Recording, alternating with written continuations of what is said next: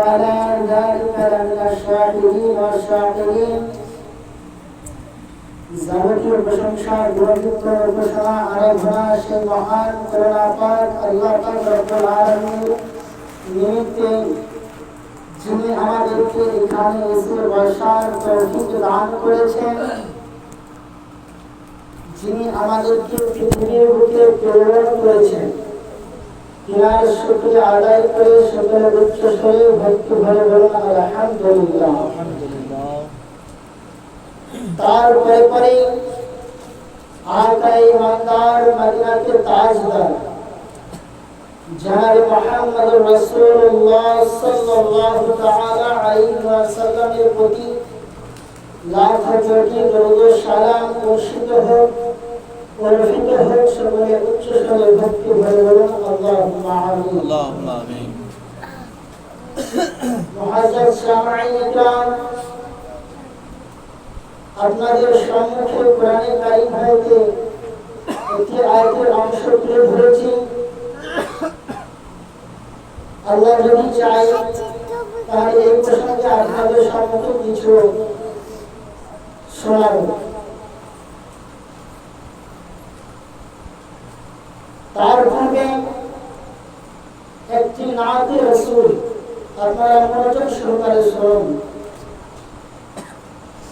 কে আসলো বলে এই পৃথিবী হলো জ্বালা,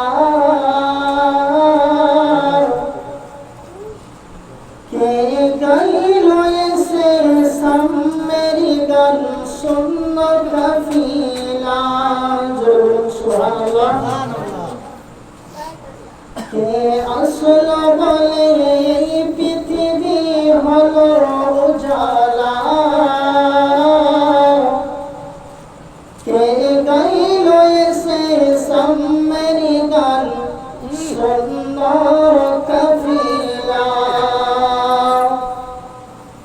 ও হাসমি মাকি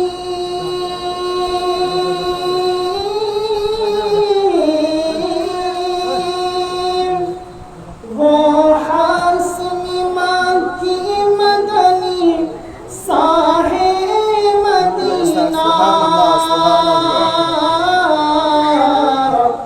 ओ नूरे नबी नूरे नबी नूरे मदीना, ओ नूरे नबी नूरे नबी नूरे मदीना। अहमद मुहम्मद जिनी आखिरी नबी,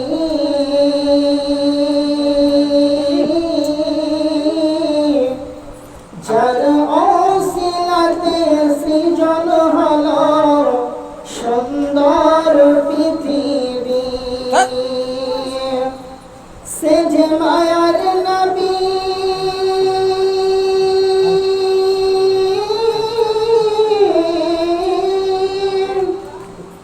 সে যে মায়ার নবী নূরের নবী সাহে মদিনা, ও নূরে নবী নূরে নবী নূরে মদিনা, ও নূরে নবী নূরে নবী নূরে মদিনা। হযরত উমর করতে কতল নবীর দরে যায়, নূরানি তার চেহারা দেখে উমর ফিদা হয়ে যায়। হযরত উমর করতে কতল নবীর দরে যায়, নূরানি তার চেহারা দেখে উমর ফিদা হয়ে যায়। কেন তার চেহারা মায়াবী,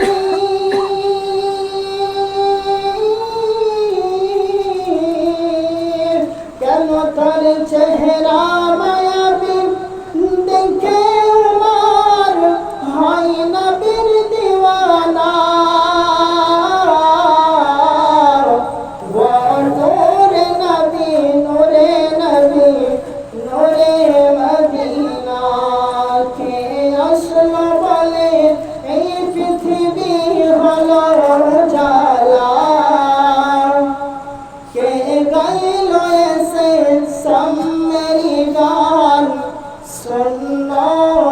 شفيعا اللهم صل على سيدنا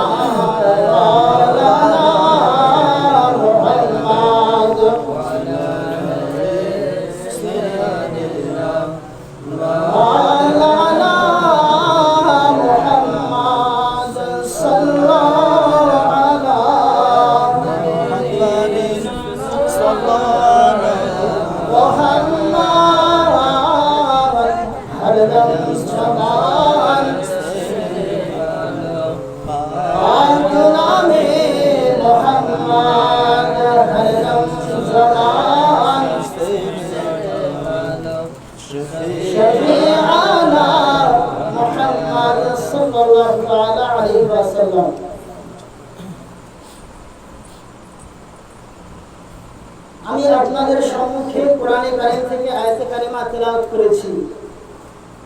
কুল্লু নাফসিন জাইকাতুল মাউত,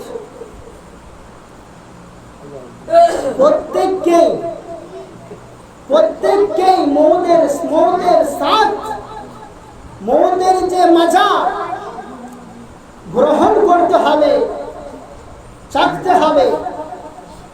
এটা কে বলেছে? এটা আমি মায়েকে বলছি বলে যে আমি বলেছি তা নয়, এটা স্বয়ং আমার আল্লাহ বলেছেন যে প্রত্যেক নফসকে, প্রত্যেক মানুষকে মওতের স্বাদ চাকতে হবে যাদের ভিতরে জান রয়েছে। আমরা পৃথিবীতে এসেছি মূল কারণ কি? আসলে আমাদেরকে জানতে হবে। যদি সেটা আমরা জানতে না পারি তাহলে আমাদের পৃথিবীতে এসে কি লাভ? প্রত্যেকের প্রতি ইলম শিক্ষা করা ফরজ করেছেন। তাহলে আমাদেরকে ইলম শিক্ষা করে ইসলাম প্রসঙ্গে আমাদেরকে জানতে হবে যে ইসলামটা কি। ইসলাম, আমরা ইসলামে জন্মগ্রহণ করেছি মুসলমান হয়ে, কিন্তু মুসলমান হতে কি পেরেছি এখন পর্যন্ত? আল্লাহর হুকুম কি মেনে চলতে পেরেছি এখন পর্যন্ত? বলে না। মহান আল্লাহ পাক আল্লাহ তাআলা বলছেন, ওয়ামা খালাকতুল জিন্না ওয়াল ইনসা ইল্লা লিয়াবুদুন।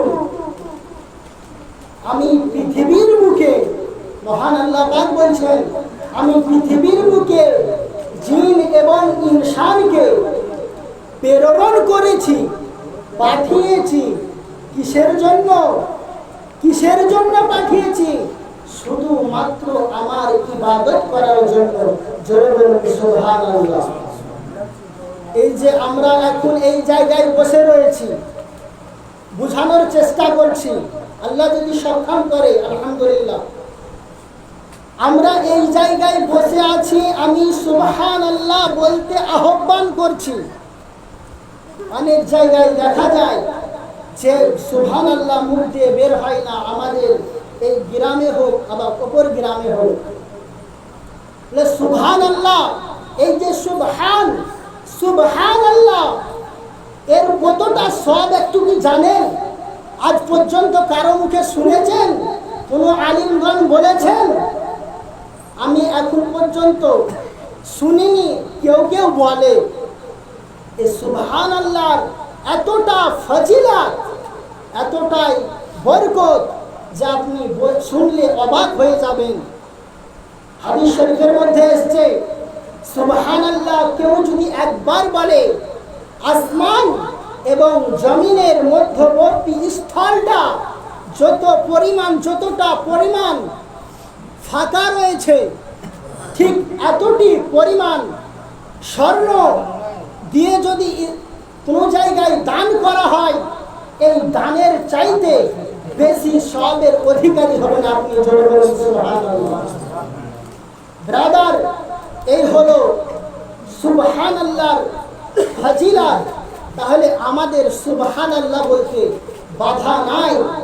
আসুন এবার আপনাদেরকে ইসলাম প্রসঙ্গে, ইসলামে আমাদেরকে কি বারণ করেছে, আশা করছি সকলের একটি মন আছে, একটি অন্তর আছে।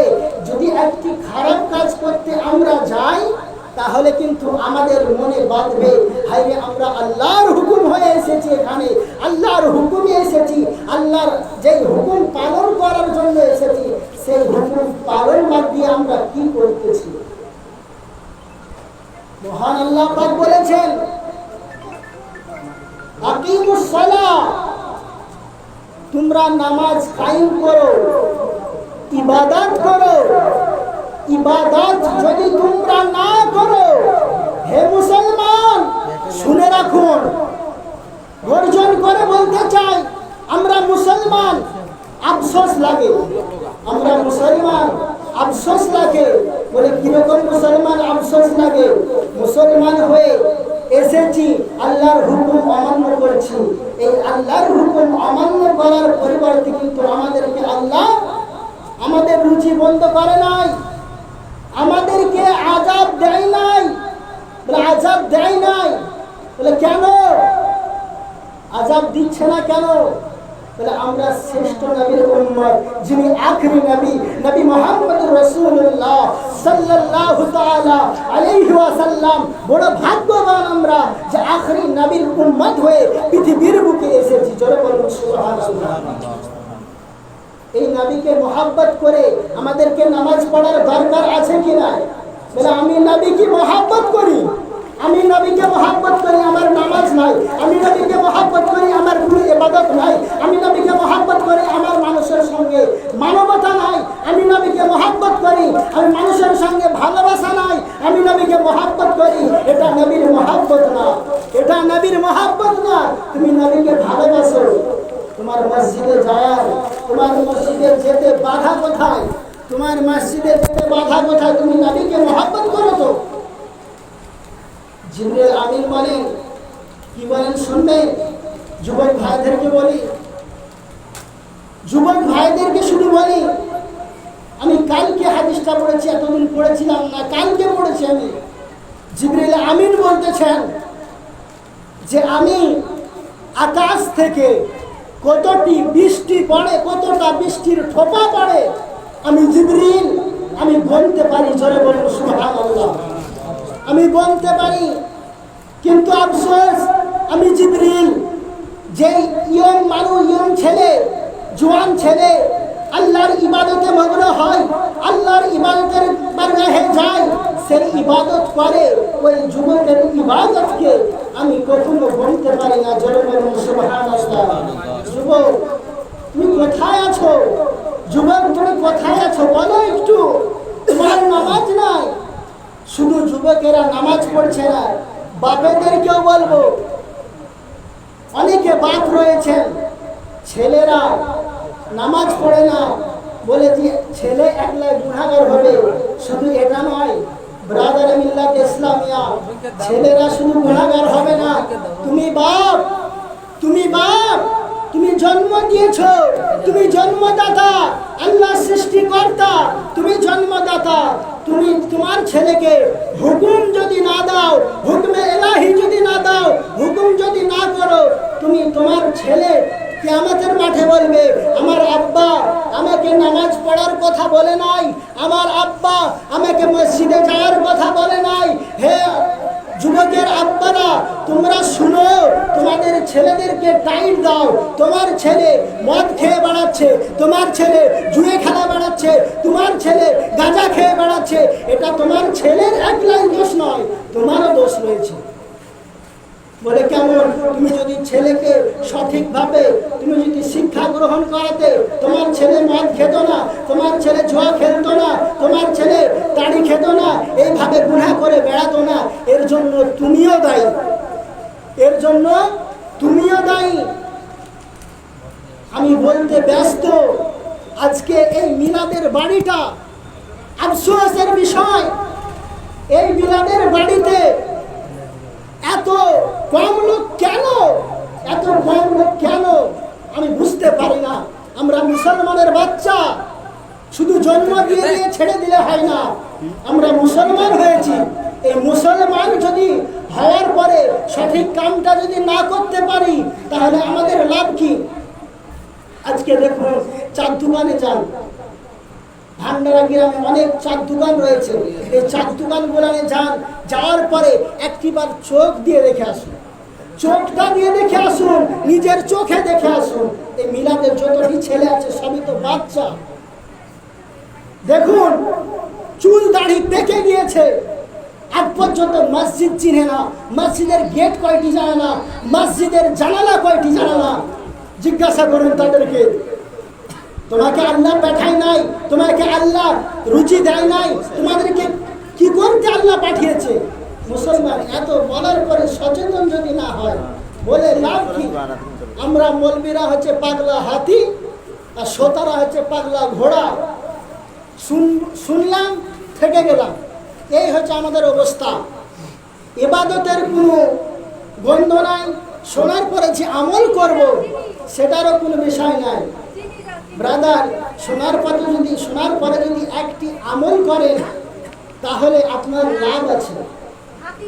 আর যদি আমল না করেন, নেকি পাবেন, মিলাদের মাহফিলে বসে নেকি পাবেন, আমল না করলে ফায়দা কি? আমল না করলে কোনো ফায়দা নাই। এই যে আমি নামাজের বিষয় বলছিলাম না, এই নামাজটা আমি ছোট্ট আকারে কিছু বলবো না, একটি ট্রাচ দেব যে ছোট্ট আকারে নামাজটা আসলে কি। নবী করিম সাল্লাল্লাহু তাআলা আলাইহি ওয়াসাল্লামকে এক ব্যক্তি এসে জিজ্ঞাসা করলো, হাবিয়ে হাবিয়ে জিজ্ঞাসা করছে, ও বড় ক্লান্ত, অনেক দূর থেকে দৌড়ে এসেছে, যে ইয়া রাসূলুল্লাহ, আমি অনেক বড় গুনাহ করে ফেলেছি, কি করব? আমার গুনাহ মনে হয় মাফ হবে না। তো রাসূল করিম সাল্লাল্লাহু তাআলা আলাইহি ওয়াসাল্লাম কি বলছেন দেখুন, হে আমার সাহাবী, শোনো, তুমি কিরকম করেছো, কিরকম গুনাহ করেছো? তো সাহাবী বলতেছেন, ইয়া রাসূলুল্লাহ, আমি একটি নারীকে উলঙ্গ অবস্থায় দেখে ফেলেছি, এক নজর দেখে ফেলেছি। ইয়া রাসূলুল্লাহ, আমি এর কি ক্ষমা পাবো? রাসূল পাক সাল্লাল্লাহু তাআলা আলাইহি ওয়াসাল্লাম কি বলছেন শুনুন, মনোযোগ সহকারে শুনুন। রাসূল করিম সাল্লাল্লাহু আলাইহি ওয়াসাল্লাম বলেন, হে আমার সাহাবী, আমি মনে ভাবনা করতেছি যে তোমার কোনো মনে হয় ইচ্ছাকৃতভাবে নামাজ কাজা হয়ে গিয়েছে। নামাজের গুরুত্বটা কতটা দেখুন, এটা মুসলিম শরীফের হাদিস। নামাজের গুরুত্বটা কতটা, আপনি যে এক ওয়াক্ত নামাজ ইচ্ছাকৃতভাবে ছেড়ে দিচ্ছেন, এর কি কতটা আযাব হতে পারে আপনি জানেন? আপনি কি জানেন? মুসলিম শরীফে আমরা যখন পড়ছিলাম, পড়িনি কিন্তু পড়েছি, আমাদের শিক্ষকগণেরা পড়িয়েছে, আমি শুনেছি, হযরতে উমর ইবনুল খাত্তাব রাদিয়াল্লাহু তাআলা আনহু ইনি বলতেছেন, কেউ যদি ইচ্ছাকৃতভাবে এক ওয়াক্ত নামাজ ছেড়ে দেয়, তাহলে সেই ব্যক্তির শাস্তি এতটা পরিমাণ হবে, সেই ব্যক্তি বলা হয়েছে এক হুব্বা আর এক হুব্বা সমান 80 বছরের রাস্তা।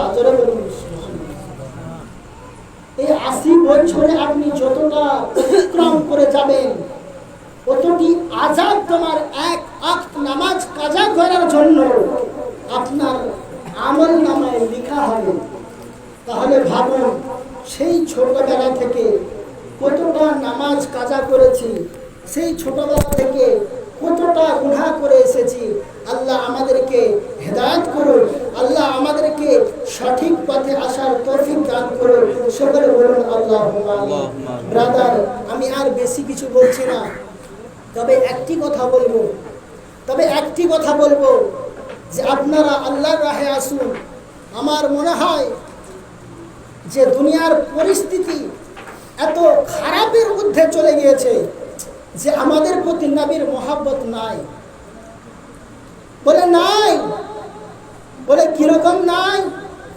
আমার প্রতি যদি নবীর মহব্বত থাকতো, আমার নবী বলেছেন, তোমরা কোনো মানুষকে টিটকারি কেটে, আপনাদের ভাষায় বলছি টিটকারি কেটে যদি কোনো কথা বলেন, আমার নবী হাদিসের মধ্যে ছোট্ট আকারে শুনুন, হাদিসের মধ্যে কি বলে শুনুন। আয়েশা সিদ্দিকা রাদিয়াল্লাহু তাআলা আনহা তিনি বলেন, একজন ব্যক্তি আমার নবীর কাছে এলেন, মাথায় ছোট, একটু বাউল, মাথায় ছোট আসলেন। আসার পরে আয়েশা সিদ্দিকা রাদিয়াল্লাহু তাআলা দূরে বসে আছেন, আমার নবীকে জিজ্ঞাসা করতেছেন ওই মেয়েটা। আসার পরে কে যেন একটা জিজ্ঞাসা করলেন, মাথায় ছোট। আয়েশা সিদ্দিকা রাদিয়াল্লাহু তাআলা আনহা দূর থেকে ইশারাতান, বলেনি, নিজে মুখে বলেনি, ইশারাতান বলেছেন যে ইয়া রাসূলুল্লাহ, এই তো মাথায় ছোট। মেয়েটা চলে গেল। চলে যাওয়ার পরে রাসূল পাক সাল্লাল্লাহু আলাইহি ওয়াসাল্লাম বলছেন আয়েশা সিদ্দিকা রাদিয়াল্লাহু তাআলা আনহাকে, হে আয়েশা, তুমি যেই গুনাহ করেছো, তুমি যেই গুনাহ করেছো, হয়তো সে শুনলে দুঃখ পেত, হয়তো সে শুনলে নিজের মনে নিত, তুমি তার কাছে ক্ষমা করে চেয়ে এসো, নাহলে তোমাকে আমি জান্নাতে নিয়ে যেতে পারবো না। ব্রাদার, ভাবুন আপনারা যে আমার নবী কি বলেন। আমার নবী বলেন যে তুমি যাও ক্ষমা চেয়ে এসো। নবী বলতেছেন ক্ষমা চাও, ক্ষমা যদি তুমি না চাও আমি তোমাকে জান্নাতে নিয়ে যেতে পারবো না। একটি ছোট্ট মানুষকে ইশারাতান বলেছিলেন, ইশারাতান। আয়েশা সিদ্দিকা রাদিয়াল্লাহু তাআলা আনহা দৌড়ে গেলেন যে আমাকে আপনি ক্ষমা করে দিন, আমাকে আপনি ক্ষমা করে দিন। বলে কেন? আমি আপনাকে ইশারাতান বলেছিলাম, আপনি ছোট, আমার নবী আমাকে ক্ষমা করেননি, ক্ষমা চেয়ে গেলেন। তাহলে ভাবুন আমরা কত মানুষকে বহিষ্কার করি, কত মানুষকে টিটকারি কাটি যে এই মানুষটা ছোট, এই মানুষটা মাথায় ছোট। কারণ এই মানুষটা কেউ যদি আলিম পড়াশোনা করে, পড়াশোনা করার পরে একটু যদি ভালো না পারে, তাহলে তাকেও আমরা টিটকারি কাটি, আমরা আলিমরাই টিটকারি কাটি যে এই ব্যক্তি পড়া জানে না, তাকে নিয়ে হাসা ঠাট্টা মজা। আজকে তো ইসলামকে নিয়েও ঠাট্টা মজা হয়ে গিয়েছে, আজকে ইসলামকে নিয়ে ঠাট্টা মজা শুরু হয়ে গিয়েছে। ব্রাদার, এটা করবেন না, এটা করবেন না। আমার নবী বলেন ইসলাম সর্বোচ্চ ধর্ম। এই ইসলামে সমস্ত মানুষকে ভালো কাজের আদেশ দিয়েছে। যদি ইসলামকে নিয়ে দেশ চালানো হতো, যদি ইসলামের বিধানকে নিয়ে দেশ চালানো হতো, তাহলে কিন্তু আমাদের দেশটা অনেক অনেক উন্নত হতো। ব্রাদার, অনেক উন্নত হতো। কোরআনকে সম্মুখে রাখুন, কোরআনকে সম্মুখে রেখে যদি আমরা দেশ চালাই, অনেক উন্নত হবে। বলার কিছু নেই, বলার কিছু নেই, বুঝার কিছু নেই, বুঝি সবই, করি না, এটাই তো আফসোস। আমার বাপ মারা গেলে, আমার বাপ যদি মারা যায়, তাহলে আমি নামাজ পড়ব, তাহলে আমার আল্লাহ কি ফরজ করেছেন? আমার শুধু বাপ মারা গেলে কি ফরজ করেছেন? না, তোমাকে তোমার সাবাল্যক হার শুরুতেই বলা হয়েছে যে তোমার যখন 7 বছর, তুমি তখন নামাজ পড়ার জন্য আহ্বান করো। বাপ, তুমি আহ্বান করো, মা তুমি আহ্বান করো। 10 বছর হয়ে গেলে মেরে মেরে নামাজ পড়াও। বাপ, ওই বাপ তো কামিল, ওই বাপ তো কামিল, যেই বাপ পৃথিবীর বুকে একটি নেককার সন্তান ছেড়ে গিয়েছে। ওই বাপ তো কামিল যে পৃথিবীর বুকে একটি নেককার সন্তান ছেড়ে গিয়েছে, নামাজি সন্তান ছেড়ে গিয়েছে, একটি আলিম সন্তান ছেড়ে গিয়েছে। ওই বাপ হচ্ছে কামিয়াবি। টাকা উপার্জন করাটা কামিয়াবি নয়, বেশি বড় লোক হওয়াটা কামিয়াবি নয়, বেশি মালধন কামানোটা কামিয়াবি নয়। কামিয়াবি তো ওই ব্যক্তি যিনি আখিরাতের জন্য কিছু গুছিয়েছেন। জোরে বলুন সুবহানাল্লাহ। ব্রাদার, আর কিছু বলছি না। আমার বলা ভাষার মধ্যে এবং আমার কথার দ্বারাতে যদি আপনারা দুঃখ পেয়ে থাকেন, আমাকে আল্লাহর রাস্তায় ক্ষমা করবেন। আমি আল্লাহ পাক রব্বুল আলামিনের কাছে ক্ষমা চাই। আস্তাগফিরুল্লাহ ওয়া লাকুম আজমাইন। ব্রাদার, আরেকবার আহ্বান করি, এই যে আপনারা বসে আছেন, শুনছেন, আমল করার চেষ্টা করবেন। বাংলা ভাষার মধ্যে হয়ে থাকে যদি ভুল ত্রুটি আমি ক্ষমা প্রার্থী। ওমা আলাইনা ইল্লাল বালাগ। আসসালামু আলাইকুম ওয়া রাহমাতুল্লাহি ওয়া বারাকাতুহু। আল্লাহুম্মা সাল্লি আলা সাইয়্যিদিনা মাওলানা মুহাম্মদ ওয়া আলা আলি সাইয়্যিদিনা মাওলানা মুহাম্মদ সাল্লাল্লাহু আলা